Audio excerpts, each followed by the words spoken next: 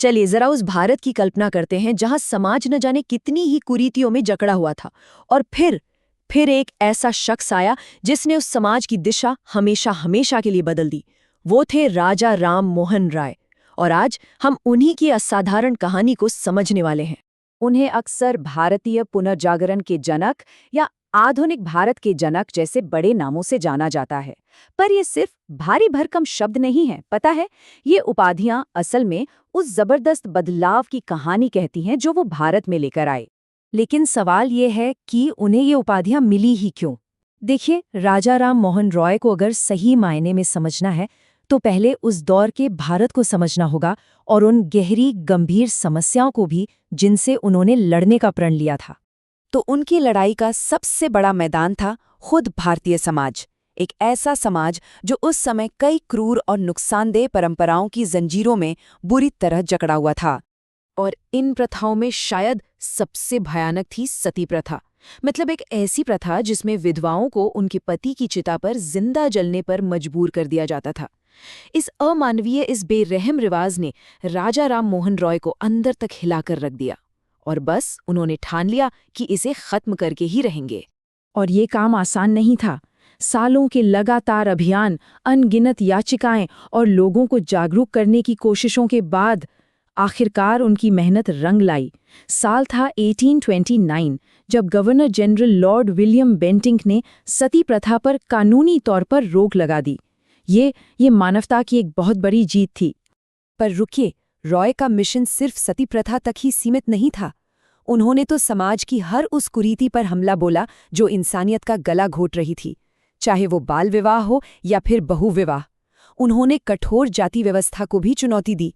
और सबसे बढ़कर वो महिलाओं की शिक्षा के बहुत बड़े समर्थक थे, क्योंकि वो जानते थे कि समाज तब तक आगे नहीं बढ़ सकता जब तक उसकी आधी आबादी को शिक्षा और बराबरी का हक न मिले। अब देखिए, राजा राम मोहन राय एक बहुत गहरी बात समझते थे। वो ये जानते थे कि ये सारी सामाजिक कुरीतियां जो हैं, इन्हें अक्सर धर्म का नाम लेकर ही सही ठहराया जाता है। तो अगर समाज को बदलना है तो पहले धार्मिक सोच को सुधारना होगा। उन्होंने अंधविश्वास की जगह तर्क यानी रीजन को अपनाने पर जोर दिया। तो उस समय का धार्मिक माहौल कैसा था, जरा देखिए। एक तरफ थी रूढ़िवादी प्रथाएं, मूर्ति पूजा, मुश्किल कर्मकांड, जाति के आधार पर भेदभाव। और दूसरी तरफ था रॉय का नजरिया। उन्होंने एकेश्वरवाद यानी एक ही ईश्वर की पूजा पर जोर दिया। उन्होंने कहा कि असली धर्म कठोर कर्मकांडों में नहीं बल्कि तर्क और नैतिकता में है, समानता में है। और रॉय सिर्फ एक विचारक नहीं थे, वो एक डूअर थे, एक निर्माता थे। उन्होंने अपने इन विचारों को असलियत में बदलने के लिए एक के बाद एक संस्थाएं खड़ी की। 1803 में उन्होंने किताब लिखी, फिर 1814 में बनाई आत्मीय सभा जहां विचारों पर बहस होती थी, और फिर 1828 में उन्होंने ब्रह्म समाज की स्थापना की, जो उनके सुधारवादी आंदोलन का सबसे बड़ा प्लेटफॉर्म बना। उनका ये भी मानना था कि हर धर्म के मूल में नैतिक मूल्य एक जैसे ही होते हैं। अच्छा, एक तर्क वाला और न्याय पर आधारित समाज बनाने के लिए सिर्फ विचार ही काफी नहीं होते। उसे मजबूत बनाने के लिए दो और स्तंभों की जरूरत थी।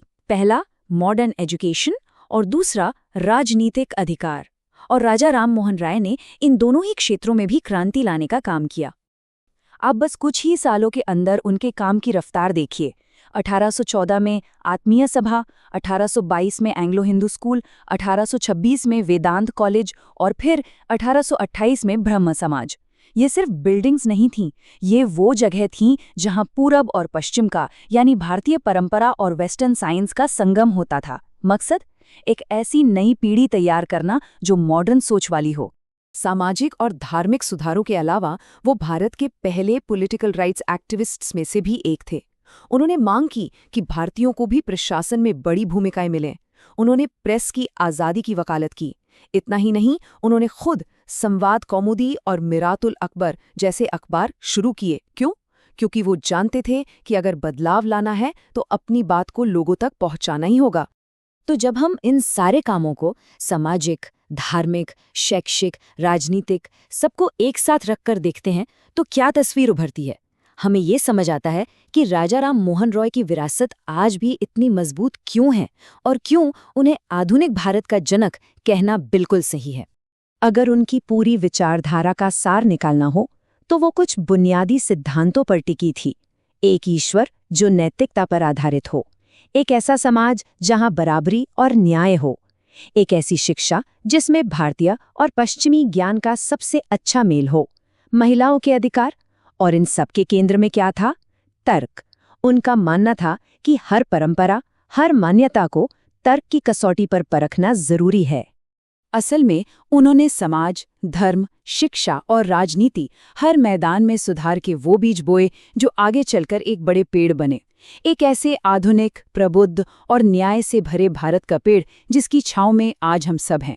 उन्होंने सच में एक नए भारत की नींव रखी।